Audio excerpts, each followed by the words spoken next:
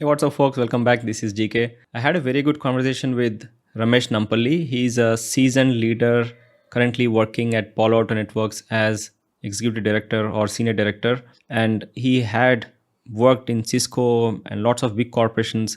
So we had discussed a lot about what exactly is platform engineering, how is it different from DevOps, or is it a new marketing buzz to attract more people? So we'll be discussing, you'll be hearing about all these things in this podcast. And if you have any questions around this, please let me know in the comment section. But it was awesome to have him, and enjoy the podcast. Hello, Ramesh. Thank you so much for joining this session with me. And thanks again taking your time during the weekend and helping us to understand this whole platform engineering, whether it's a new concept or we would like to hear from you because you're a seasoned leader working at an enterprise. What's your experience working in as a platform engineering leader? Yeah, thanks, Krishna, for having me here, and my pleasure to meet you. And we exchanged multiple messages over LinkedIn and stuff. But it's always nice to meet people and connect and share the experiences and stuff. And I'm really glad to be here.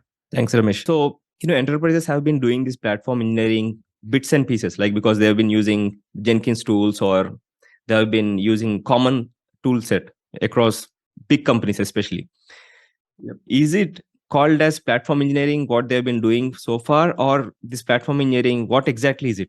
Yeah, so let me kind of start with basic understanding of what is a platform, right? So just think of it's not something new, okay? And what are the people you're hearing outside in the market?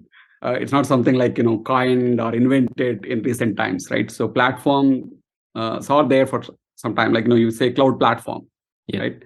What are the cloud platforms today, right? AWS, GCP, Azure. So in essence, a platform is a technical infrastructure, right, which would enable people to build, deploy, run, and operate services or applications.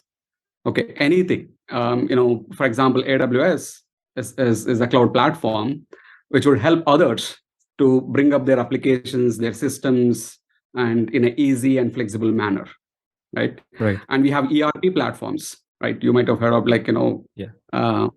SAP and even the HRMS platforms. What you can see, be it Workday. These are all platforms already out there, and the same concept, if you really apply for your engineering delivery, right, your software delivery, that's what is the platform engineering is, right? Platform engineering is really takes your legacy, whatever you call software development practices, right? Your build tooling, right? Your continuous integration tooling, your continuous deployment tooling, and your continuous delivery tooling, and your production operations tooling. It's all there for some time. Okay. Right. So how do you bring all these tooling and automation aspects into a product kind of a mode, right? Okay. And that's what is platform engineering is. So, in a simplest, explanation I can give as there is nothing, is a fancy or something that the platform engineering is bringing onto the table. It is just like a thought process, the way how you go about what you have been doing with respect to delivering your software, right? And any tooling or any automation that you apply in this whole process, previously those were all isolated or siloed, right? Now bring the same, how do you build a product and build that product development kind of a notion for this entire tooling that would enable engineers to deliver their software. That's what platform engineering is all about. Okay. So making it more like as a product and having all those tooling that each portfolio is doing, or maybe, so is it like standardization of all the tools in one way? I wouldn't say standardization. When you say standardization, again, people think about best practices, documentation, and all that, right? Yeah. I'll give you a simple example. Okay, how do you treat your test automation whenever you talk about, right? When you ask people, you talk to anybody, okay, you have automation? Yes, we have almost 90%, 100% automation, right? Right. In order to run those tests, if you double click, then you understand how that automation really would look like, right? Previously people used to write all the scripts. Every test case is a script. Okay. And bring all these thousands of test cases in the form of scripts and some human resources or engineers have to kind of follow some steps to trigger those tests, right? Yep. But now that entire process is changed, right? You want the test to be executed in an automated fashion. You don't need a human being in between, right? Right. And you don't want that script-based automation. Rather, you want to have a right framework, just like how you design a system, a product, right? You have to design your automation in the same way, right? So that means when you're treating your automation also as a product, that is automation platform, a test automation platform. Okay. So now anything you call automation, if you need somebody to kind of go and read some documentation, and if the documentation is not proper, that will not really help you 100%. What it really needs to offer you, right? Right. So now this entire automation, not just test related. I just gave an example, test automation, but any automation that you do, your build automation, your CI automation, your CD automation, right? There's all there are n number of tools, right? And every time you have to kind of go and use that tool, learn the tool, and trigger your automation. Now step back and build a product or a platform which brings all these tools onto a cohesive platform, which would actually enable developers without going through too much of learning curve. Okay. Right? And the same automation will be delivered just like how you use the GCP or how you use AWS. Okay. That's what the platform is all about. Oh, that makes sense. That totally makes sense. So you're essentially probably it is abstracting all the difficult technicalities that you would face, like in a typical CI tool like Jenkins or GitLab CI, whatever you want to call it, and then give a developer their experience. All they have to worry about is just doing a CI process, not worrying about what is underlying in that, right? Okay. Absolutely. So just take your isolated automation that's in there, and think of how do you really design a product to offer your end user. Your end users are developers here in this case, right? And because developers, they are good at what they are good at, right? Go developer is good at Go, and Java developer is really good at Java, right? Like today, anything to use around DevOps, SRE, or the CI/CD is something new for them, right? Correct. Instead of having this isolated and confused people, bring all of them into a framework which is like a self-served manner, and that's what platform engineering offers. So now, is it going to be like one huge platform instead of multiple, DevOps tools?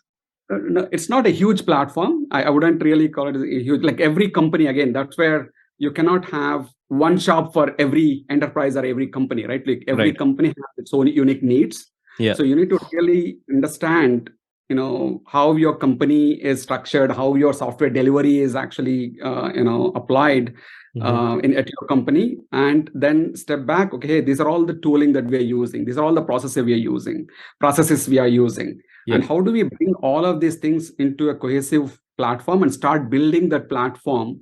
And again, don't try to boil the ocean, and start small and incrementally keep adding the capabilities, as and when your usage starts picking up. Because here, your users, your customers are developers, right? You always have to listen and be empathetic towards your developers and engineers, and keep developing. Because just because I'm expert or I know DevOps and SRE, if I start building on my own, and that may not really solve the developer real pains, right?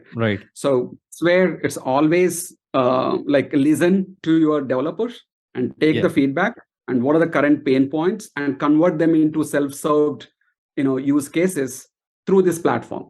Okay. So how is it different from DevOps then, Ramesh? Okay, so very good question. This is a typical, whenever you talk, people ask. DevOps is like, as you know, I think you're also in the same.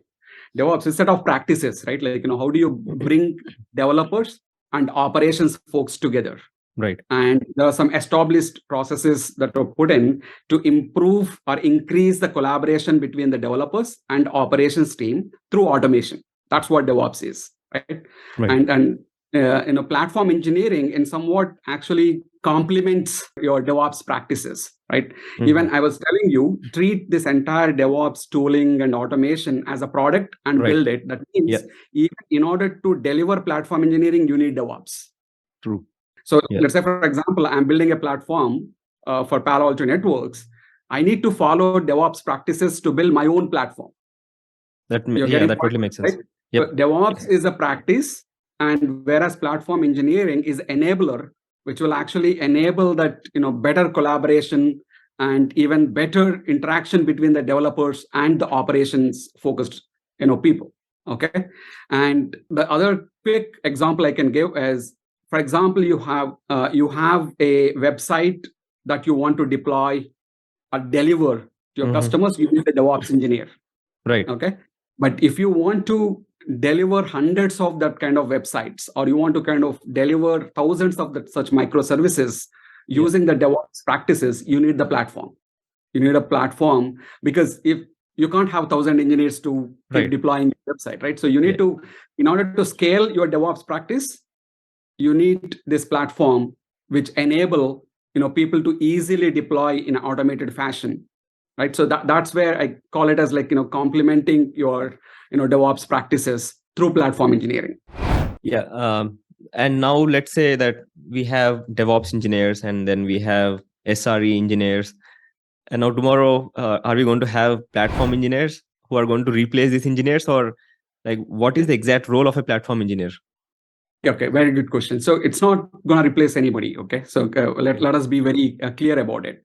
It will improve the productivity of all these people you just spoke about. Like, it improves the productivity of developers. It improves the productivity of DevOps engineer. It improves the productivity of your SRE engineers too. Okay, because platform is bringing all these tooling that is there in all these areas together and delivering it as a self-served manner. That means there is a DevOps engineer. Now, currently, he might be supporting only, for example, 10 microservices. Yeah. If you have a platform, he can support like 100 services or even 1,000 services, because a lot of stuff is like built into this product called a platform, right? Developer platform, right? And the same is the SRE. If you build like whatever SRE does, and that you build some of those automation into a cohesive platform, right? Instead of you're supporting one service, you will be able to support more services. So this is like overall productivity boost for all the people who involve the software development delivery, or software delivery, sorry. Okay. And as you know, in a large enterprise, there are multiple business units, right? And each business unit have their own tools. They have their own favorite tools. Like in some cases, they might be using GitLab, or in some other team, they'll be using GitHub Actions, let's say, as a CI tool. How does this address the problem of standardization versus, flexibility, or giving that flexibility back to the business units? Or does it more favor into the standardization of the tools? It actually balances. Right. Okay. And the thing is, you cannot go with some kind of mandated approach in a big company where you have a variety of tech stack that is used, and a variety of tooling that are there. You cannot simply say that, oh, move everything over to GitLab or move everything over to GitHub, right? So the platform, and at the same time, you cannot have like tens of hundreds of such tools. Okay, and that's also not good. So what platform engineering really does is it enables the developer flexibility, and at the same time, it also brings that standardization. Like, okay, you might have heard about this paved path and golden path kind of approach, right? Like, for example, you want to build a Go application or a Java application. What is the golden path to go through? So you provide those golden paths and paved paths using this internal developer platform, right? And if developer is happy using that golden path and developer path, and it is really helping improving the productivity, you don't need to force them. They will come and use your platform. That makes sense. So and at the same time, one more thing that I generally see is, do not enforcement will work only up to some extent. Okay, if you try to kind of enforce and say that, it won't go long, what you expect. But what you need to do is, you need to kind of provide the value through the platform and the service that you offer, and that is where people will actually, initially there might be some hesitance, but when they start seeing the value, then people will actually start giving you the feedback. And Another success that I've seen is treat this entire platform engineering aspect in any company as an internal startup. That's what actually even I mentioned in my blog, right? So when you are a startup, how do? Right? You choose your design partners, right? Initially, whether your idea will work or not, you go and talk to some like-minded customers, and once they see the problem statement, oh wow, man, this is the problem I'm facing. I'll definitely keep you doing alpha testing, beta testing, and all that, right? The same way, when you're building a platform, and as you rightly said, standardization and all that, when you're building these things, find out the people who are thinking towards this platform engineering, the teams or people, and work with them hand in hand. And they are the first customers. They will provide the feedback because you are directly working with your customer. Customer is your engineers here, right? And once they see that, okay, man, this is helping, they talk to other people, right? They go to other teams. Oh, this platform really helped, right? Which used to take for me in the past like 6 weeks. Now I worked with these guys, during their beta or alpha or initial brainstorming, and that 6 weeks I could able to finish in 1 week, right? That's a good testimonial, and then definitely people start coming to you and share the feedback, and how you can make it like more flexible instead of like making it as too much of standardization kind of model. Okay. So Ramesh, in the terms of tools, like what kind of tools does anybody have to learn, or what kind of tools are used in the platform engineering? Yeah, so let me explain. Like what you asked that question, and in your previous question, right? Like okay, we have DevOps engineers, we have SRE engineers, now we have platform engineers. Yep. So what would make a good platform engineer? The platform engineer, the at least the key difference, like most of us know what we need in a DevOps engineer, what we need in a SRE engineer, but what is the special skill that is required for a platform engineer, right? Platform engineer is somebody who would have a strong software engineering or development experience with systems experience. Okay, when I say systems experience, I think software engineering experience, when I say software developer, you may be a Python developer, Go developer, all that typical development background. Yep. And for platform engineer, the additional skill that is required is the systems engineering. And I say systems, operating system fundamentals, whether it's a Linux or Unix, and also the networking software experience, not like a complete deep, but understanding and experience into it, right? And also understanding the distributed systems, how they are really built and architected and built. System design concepts, all that stuff. System design concepts with this, like the systems background of OSI, like 7 layers, what we have, complete understanding of those aspects, and how it packet your data packet really gets transmitted, right? So you need to have that understanding, because that is where your operations, the typical system administrators and ops engineers come into play, right? So I tell, when I even interview people into platform engineering, I look at people who have a good programming and development experience and having the good exposure to these ops aspects. Okay, the operations, the systems aspects. Okay, how do you really deploy the service, and how do you monitor the service, right? And what are the different operational pains that people go through? So the people who have that exposure to the DevOps and even the production infrastructure aspects, and the good development background. So finding that is not that easy, right? No. Either you get awesome development engineers, or you get awesome DevOps and SRE engineers. But if you can find somebody with a good development background and having this DevOps and SRE exposure and also experience, that would be a very good combination for platform engineer. Okay, so a very good DevOps engineer who has a very good development experience, or a software engineering, I think that person is the right person for the platform. So you can say both, like very good awesome DevOps SRE engineers with the development or a programming, good strong programming experience would be a good platform engineer. or a good and strong development engineer and having exposure to what a DevOps and SRE engineer do on a day-to-day basis will also make a very good platform engineer. Okay. And so as we know, in DevOps, you have KPIs, right? For example, 3 main KPIs are velocity, quality, or MTTR. And then you also have some KPIs for SRE, where you have SLOs and SLIs and all those things. So what are the KPIs for a platform engineering team? How do you measure?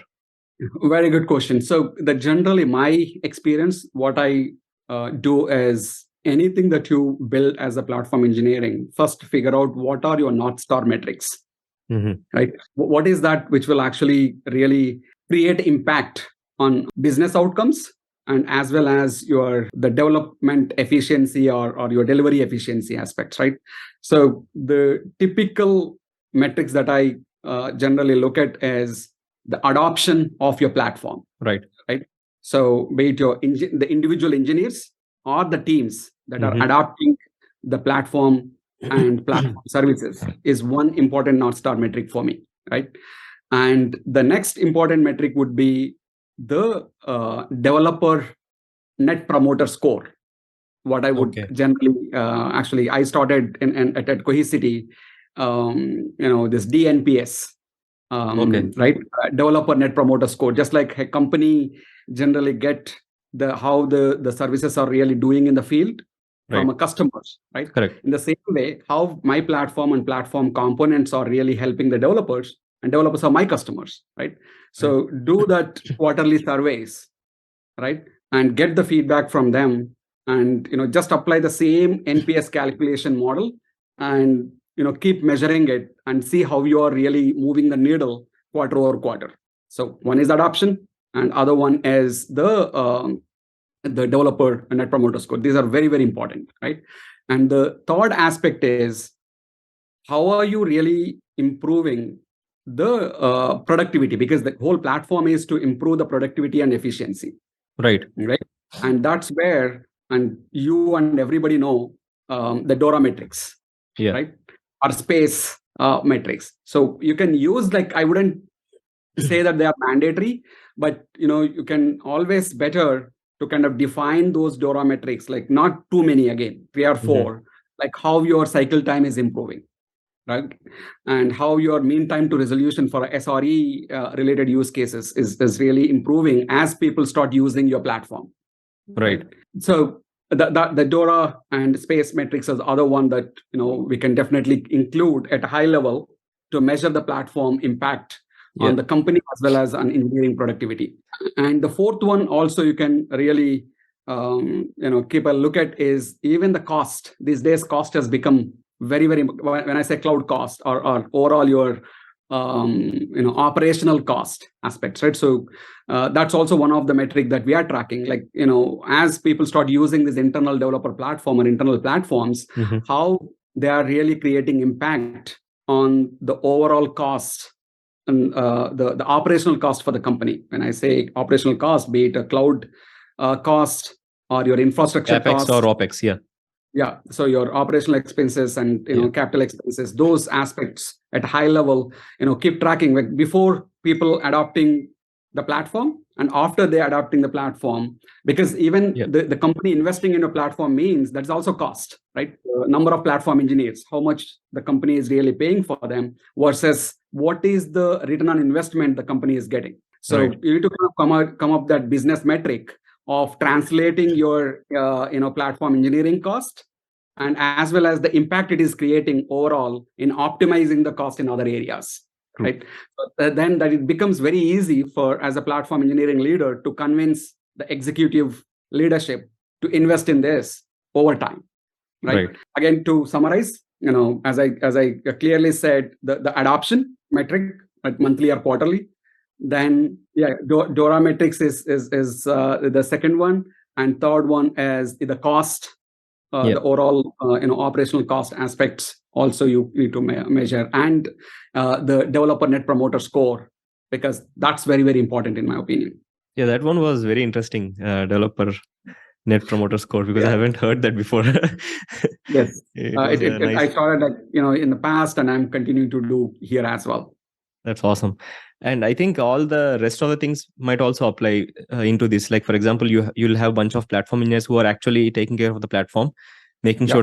sure that the platform itself is functioning, because all the developers across the company depend on that. So the SRE and So all those SLIs you and should everything will, treat right? absolutely. You should treat anything that you offer in a platform like you need to have SLAs, right? Correct. Before any team getting onboarded, right? Yeah. They expect some SLAs from your Right. platform.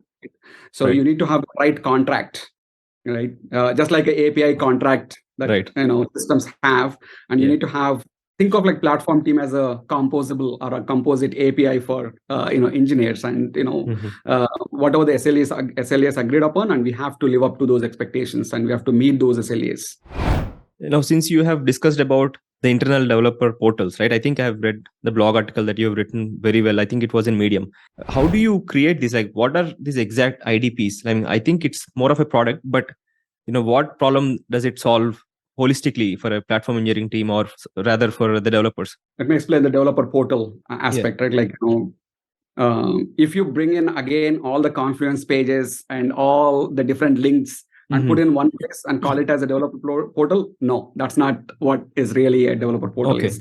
Okay. A developer portal is a single pane of glass, right? Which will help them to do their job day to day effectively in a self-service manner. So that means there are different tooling, right? In order to write the code, for example, you need Need to kind ID. of Yeah. for example, you need to build a Java application or a Go application, right? Mhm. And generally, people go through Confluence page, documented process, how to check True. out the code, what are the different prerequisites and all that, right? Yeah. Uh, just convert all that process into an automated template, right? Mhm. And offer it as a template through this developer portal. So as soon as you go to this portal, you have a set of portals that are already built in, right? And you Okay. go click, enter few details, submit, and your entire development environment is set up. Okay. Oh, okay. And yeah, in the same way, for example, some security development life cycle, and every company has different security development model, right? Yeah. So anything that what infosec or other teams that put in those best practices and convert them into an automated template, so that developer don't need to go through this 50-page 100-page documentation and serve it through this internal developer portal, right? But design, even in Palo Alto, we took the Backstage is awesome framework, in my opinion, based on my experience working with it for Okay. quite some time now. It provides the required framework for you, but it doesn't really give you the full product. Okay. Mhm. So like what we have done at Palo Alto, we took the open source Backstage, and we kind of built a wrapper layer which Yeah. brings this cohesive experience to our developers, because instead of bringing every other portal and link it to this developer portal and call it as the internal developer portal, no. So we built the right RBAC. We Mhm. built right multi-tenancy, because in Mm. an enterprise company like Palo Alto, it's not like a consumer-based company where you have a one product and hundreds of thousands of microservices. We have a multiple products, Right. right? And every product team is different and unique. Right. Okay. How would I really provide this internal developer portal experience in a seamless manner for each of these teams? Because I cannot, like, you have a team A and team B, and I can't mix everything together and say that, oh, you have everything, and engineer who logs in get confused, right? Yeah. So we build that team level multi-tenancy as well, right? And the company wide or engineering wide portals are available for everybody, and Okay. there's a team specific links, team specific related templates and plugins. That's based on the group you belong to. You will get to see only your related templates, your related plugins, and all that. So that is the middle layer, or a wrapper that we built on top of Backstage.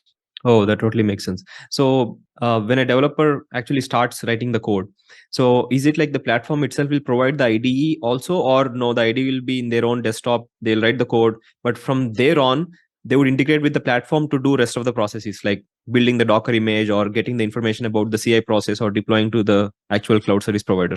Yeah, at least in Palo Alto, we haven't gone to that level, like providing virtual IDE or whatever you call. We expect people to either use IDE, whatever they're using, or if my team also offers dev environments. And like because you sort of remote dev environments. Okay. Yeah, we have the infrastructure. The entire dev infrastructure is owned by my team. Okay. So the idea is we provide for developers the dev workstations. Okay. Right. And even we haven't done it, and we will be templatizing those dev workstations and offer through the platform in coming days. Right. So any new engineer who comes and he wanted a dev workstation, and we don't want him to kind of wait for days or weeks to set up his dev environment. I want the developer to go through this portal, and I joined newly, and there's a dev environment I want, and we bring up the entire dev environment with the workspace deployed, considering which team he belongs to, and with all the context anyway we have, right? And based on that, we build the dev environment and give it to him. So that's the plan. Okay. But so far, I think all the CI process and everything is like templatized, meaning they can just... CI is like, we have a React template, we have Go template, we have Python template, right? Like, anybody, even my own platform engineering team, when somebody new joins, one of the, requirement I put in for my team, I don't want people to take like a week to start committing code, right? They have to start committing the code next day of their joining, right? How can we make it happen? Okay. Yeah. So that's where we kind of, whatever the initial engineers have gone through the pain, we kind of templatize and provide it. And we actually got a very good feedback by UI engineer who joined and who could, start contributing the next day. Oh, that's great. Is it more suitable for enterprises in general? Because the more we have been talking about, as we have multiple business units, we are trying to solve their problem or improve the developer experience. Or like, is it also suitable for the startups? I think for everybody, in my opinion. So anyway, my experience is, like, if you look at my profile, I've been working for enterprise companies. Yeah. Except my first initial couple of years of experience in a consulting or a services-based company, right? But based on my observation, it's not limited for enterprise companies alone, right? Or not like a big companies, even for startups, right? Even my prior company, Cohesity, right? We also had the same thought process to build a platform to help improving the developer productivity there. Okay, so and the Backstage, open source by Spotify. It's not an enterprise company. Right? True. And that's a classic example, right? So it's not just for only enterprises. It's any company where you want to kind of improve your developer productivity and experience. You need to think entire your software delivery model as a product and build the platform treating it as a product. I think we've discussed about the career perspective, or like what exactly is needed from the roles, or how would you hire a person? What kind of skills you are looking from that person? But how do you see the opportunity wise in future? Definitely, I wouldn't really say that, okay, it's a complete brand new field. I've been telling you since beginning, right? It's something just like evolution of what we have been doing. From a growth perspective, definitely, like only thing, whoever, like if you are a DevOps engineer, right, and start developing that system design and that development and programming, more system design, more distributed systems architecture knowledge, right? And automatically you can be a good platform engineer. And a platform engineer doesn't mean that always start writing the code, and he can play even a on-call role, right? On-call, for example, in AWS, there's no separate SRE, right? The every developer in AWS, Amazon plays on-call role as well, right? On-call engineer role. How is that possible? Because if you think, the AWS and Amazon built the internal platform for developers, right? So everything end-to-end automation in place there. Here, from a career growth perspective, there's definitely amazing opportunities, because every company has started thinking about how do we really improve the overall engineering efficiency, right? Right. Because like, you have 100 engineers. Do you want to hire 10 more engineers, or you want to get the 10 more engineers productivity with the same 100 engineers, right? Right. By improving your internal processes and the tooling and all that, by increasing the productivity of every already existing engineer, right? So any company thinking in the direction, they will start investing in platform engineering. Okay. Right? So that's how I look at it. Right. And as we have been hearing about ChatGPT recently, how does it help platform engineering, or like what kind of impact that it might bring to the PE? It would have very, like, just like other any other domain, right? So because what the Chat GPT is, a generative AI that's out there, all the publicly available information is fed into that model, right? And Yeah. anything that you do in the platform engineering in general, which is common across the industry, that's already fed into that model. Okay, so as a platform engineer, and I can give you a classic example. One of my key lead engineer or architect recently had to build a capability in our observability platform. Okay. Yeah. And the capability he built within 2 days, which would have taken for like 2 to 3 weeks if ChatGPT did not exist. Okay. So he simply, whatever the business use case, he kind of went and used the ChatGPT, and it gave exact steps what he needs to do. Oh. Right. And also with the pseudo code, the sample code. Yeah. Right. And like in just like the use case we discussed today, and day after tomorrow he comes back, Ramesh, I finished it, right? So think of that. That's what I would take it as, like a productivity boost for even the PE or platform engineers, just like any other development engineer, or even if you are a DevOps or infrastructure engineer or wherever, right? So whatever you do, like let's say for example you want to get a Terraform sample code to spin a EC2 instance, right? You go and ask that question, it give you the exact Exactly. Yep. Terraform code that you can execute. I hope Right? that even Bard, once it is open sourced, or rather once it is available for everybody to use, we'll have better results or more results with its Yes, data so set.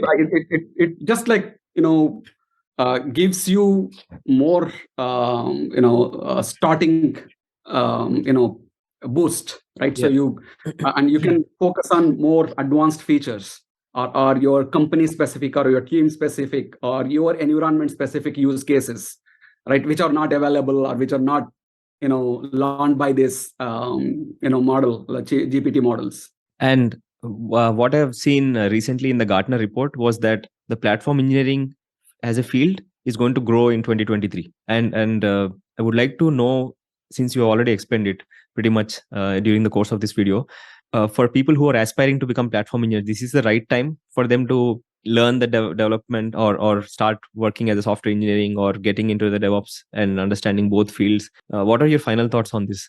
Yeah, so I would always, tell even any early stage engineers and whoever, like, I had a lot of conversations throughout my career with some of the early engineers. They want to be product developers. They don't want to get into DevOps. They don't want to get into True. SRE. You might also come across that, right? Correct. Yep. My feedback, and some of them I could convince, and some of them I could not, right? And the folks I convinced, they are in a very, very good places now, in Right. awesome companies and awesome places, right? Because this field is growing, right? Every company is actually looking at how do we really go to market faster, and how can we have a more releases in a given time frame. Okay, so if you have that strong analytical and problem solving programming experience, and you come into the platform engineering, which is like, again, supporting the DevOps, SRE, and all this, there's like definitely amazing opportunities for you to kind of have that impact. And don't get me wrong, and you get an opportunity to really build a true product in platform engineering, but the use case is different. You might not be building Uber, you might not be building a Lyft kind of thing. You are building a product that would actually help every other engineer in the company. Right. So you're selling within the company your product. Exactly. Like whichever the company you go, and you are kind of amplifying the every engineer's experience and as well as the productivity, right? So that's how I tell all my engineers, like, think of like, okay, hey, don't always compare, our products are not being sold, so we are not getting revenues. But that's true. But in order to get that better revenues, in order to get more customers, you need to have very good developer experience, right? If you're happy developer, happy product outcome, right? So in order to make developer happy, platform engineers play a critical role, right? Very crucial. Yeah. Always think of, that's where the North Star metrics I spoke about would help not just executives, even your own team as a platform engineering leader, like how we are doing, how we are moving the needle on that North Star metric, and that will give a confidence in this team. Oh man, like number of engineers increasing, my service is being used by like 100 engineers, 1,000 engineers, 400 engineers, like whatever the count, right? And the developer NPS is increasing. That means like, oh, developers are loving what I'm doing, right? And you're optimizing the cost month over month, quarter over quarter. Oh, I'm bringing whatever the money that we were wasting as a company, I'm kind of helping company to save that. True. Right? Yeah. So these are all the different impact as a platform engineer you bring onto the table.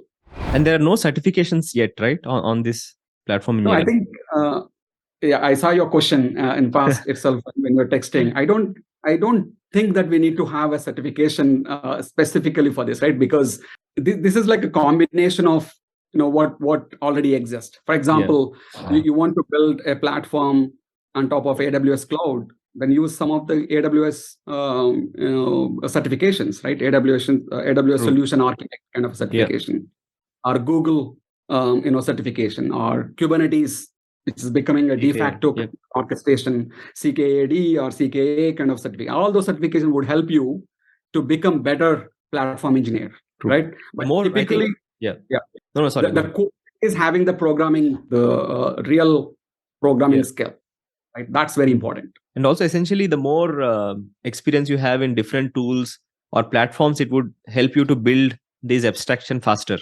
and prioritize everything together, right? Yeah, so you don't need to have experience with every other tool that is out there. Then it becomes like much. For example, all the tools that are out there exposing the northbound APIs, and as long as you have that API interface, right. You can build you can stitch these things through workflows, and even there are a lot of workflow engines available, right? Argo workflow and Apache Airflow, Uber Cadence. Like even to building, like the lot of open source tools out there, right? You just use some of those workflows and stitch these the stages together and give that workflow kind of experience to the developers.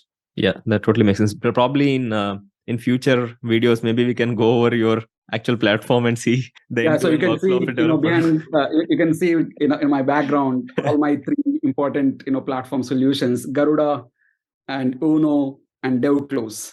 So those are all platform capabilities that we have at Palo Alto. All three in one platform, right? Yes, every look, the base platform is acting, the internal developer portal or platform is the DevClose, right?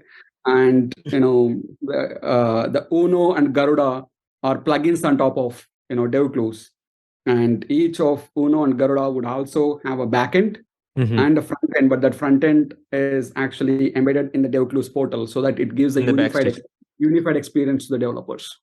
Okay, that would be awesome. A demo probably in future. Yep, absolutely. Again, thank you so much, Ramesh, for sharing all your experience. And I have read a lot of articles, but I still could not figure out, like, am I doing something different, or platform engineering is totally different? But actually, I got a lot of insights into what happens at enterprise scale, how you guys build the products, or are you trying to productize the whole thing, the whole CI/CD like companies have been doing for all this time. And like I've said, in future, maybe we can look into this platform or Backstage or whatever you built in detail. Thanks again for sharing your thoughts on this, especially during the weekend. You would have spent your time elsewhere with your kids or with your family. No problem. Always, like I'm really excited to share what I learned with the people, like-minded people like you and others, right? So it's again, learn and share. Cool. Thanks, Ramesh. No problem. Thank you. Have a great weekend. Thank you. You too.